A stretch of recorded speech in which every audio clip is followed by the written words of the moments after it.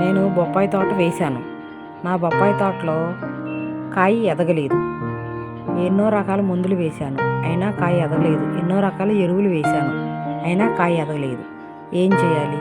కనీసం కలుపు తీపియడానికి కూడా డబ్బులు లేవు. కవులు డబ్బులు కట్టాలి, అయినా సరే పంట చేతికి రావట్లేదు.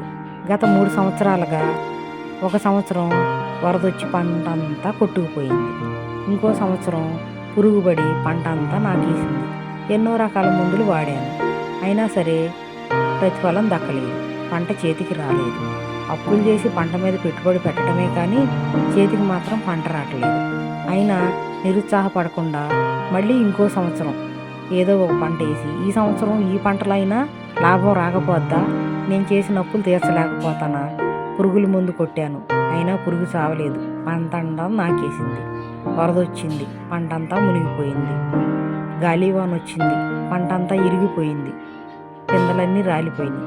చేతికి పంట మాత్రం రాటల్లా. అయినా నిరుత్సాహపడను. నేను రైతుని కాబట్టి. రైతు నిరుత్సాహపడితే ప్రజలకు తినడానికి భోజనం ఉండదు. ఎందుకంటే రైతు పంట పండిస్తేనే ప్రజలు తినడానికి భోజనం ఉంటుంది. రైతు నిరుత్సాహపడి నేను ఈ పంట పండించలేను, నా వల్ల కాదు అని రైతులందరూ ఆలోచించి పంట పండించడం ఆపేస్తే వామ్మో, ఊహించుకుంటేనే భయంగా ఉంది. ఇంకా తినడానికి ఏముంటుంది? ఏముండదు.